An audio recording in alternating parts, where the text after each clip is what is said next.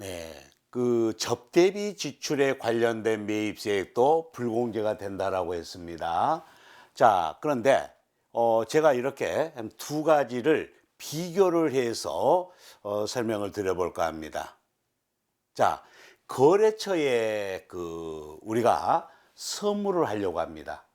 목적은 판매를 더 늘리기 위해서, 즉 매출 기대를 하고 이렇게 우리가 이제 기증을 하는 거니까 접대비가 되겠죠. 예. 자, 그러면은 애당초 거래처에 기증할 그런 선물, 그 재화를 구입할 때 선물용으로 구입을 한 경우입니다. 선물용으로 구입을 하다 보니까 구입대금 1,000원, 부가세 100원 이렇게 되겠죠? 그래서 이거는 아예 이제 접대용이기 때문에 구입할 때 매입세액 불공제가 되는 거죠. 매입세액 불공제. 그래서 우리는 어떻게 될까요? 매입세액 불공제가 되니까 재화의 금액, 구입 금액 1,000원과 우리가 되돌려받지 못하는 부가세 100원 합쳐서 접대비 금액은 최종적으로 1,100원이 이렇게 계상이 되겠습니다. 그렇게 되겠죠? 예. 그래서 선물용 물품을 구입했다 이러면은 차변에 비용 발생으로서 접대비 1,100원, 대변에는 현금으로 지급했다라고 하면은 대변에 자산 감소로 현금 1,100원 이렇게 하면 끝. 예. 자, 그런데 이거는 뭡니까? 이 경우는 판매용으로 재화를 구입했어요. 판매용으로. 실제로 우리가 판매하기 위해서 구입해서 가지고 있는데 얼마에 공급가액은 1,000원, 부가세는 100원. 이렇게 해서 구입하고 이 부분에 대해서 매입세액 공제를 당연히 받았겠죠. 매입세액 공제를 받았고 이거를 일반 다른 거래처에 정상적으로 우리가 실제 판매를 할 때는 이 거래처에 얼마에 판매를 하느냐면은 500원의 가치를 더해서 1,500원에 그다음 부가세 150원에 이렇게 판매하는 이제 이러한 우리 물품이라고 가정하겠습니다. 그래서 실제 판매되는 금액이 1,500원이니까 이 부분이 바로 시가가 되는 거죠. 시가. 이해되시죠? 그러니까 1,000원에 구입해서 1,500원에 판매가 되니까는 어때요? 500원의 이익이 창출됐죠. 그리고 부가가치세는 어때요? 판매하면서 받아놓은 부가세 150원에서 구입하면서 지급한 부가세 100원을 차감하면 50원 납부가 되는 거죠. 이 목적입니다. 이렇게 해서 판매용으로 구입해서 판매용으로 판매를 하는 거예요. 그런데 판매용으로 구입한 이러한 재고 자산을, 재화를 거래처에 기증할 상황이 됐습니다. 그래서 거래처에 이제 재고 자산을 1,000원에 구입한 것을 이렇게 기증을 하는 거예요. 그랬을 때 어떻게 될까? 그랬을 때 우리는 접대비 금액을 얼마로 볼까?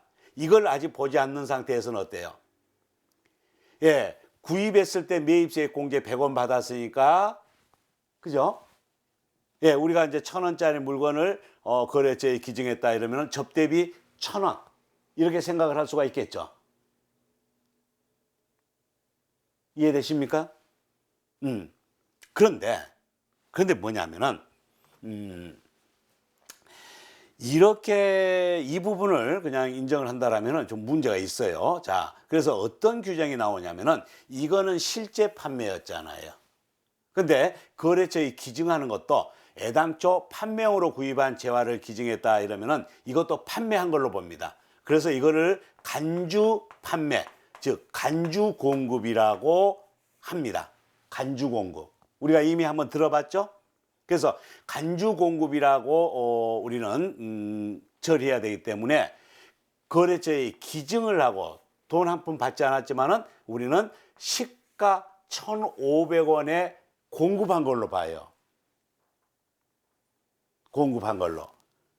이렇게 보는 이유는 뭐냐면은 이 부가가치세 150원을 징수하기 위해서.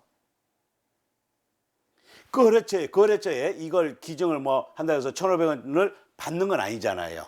부가세도 받는 것도 아니고. 단지 우리가 이 부분을 부가세를 대신 납부해야 됩니다. 그래서 판매한 걸로 간주해서 1,500원에 시가로 판매한 걸로 간주해서 이 판매 금액에 대해서 10% 150원을 받아 놓은 걸로 봅니다. 안 받았지만 받아 놓은 걸로 해서 납부해라 이러면 누가 납부해야 돼요? 우리가 납부해야 돼요. 그래서 150원을 납부해야 될 거고, 그 다음에는요, 이걸 구입했을 때 100원 매입세 공제 받았죠? 결국은 50원 우리가 부담을 더 하게 되는 겁니다. 그래서 이 거래처에 판매용 재화를 기증했을 때 접대비로 계상되어야 될 금액은 얼마일까요? 기증하는 재화의 취득금액 1,000원과 부가가치세로 우리가 순수하게 부담하게 되는 50원까지 해서 어떻게 되죠? 여기까지 해서 1,050원이 부가가치세로 부담이 접대비로 계상을 하고 있는 겁니다. 예, 제가 이렇게 여러분들 이해를 돕기 위해서 또 구분해서 설명을 해 드렸는데 어떻게 구분이 되겠습니까?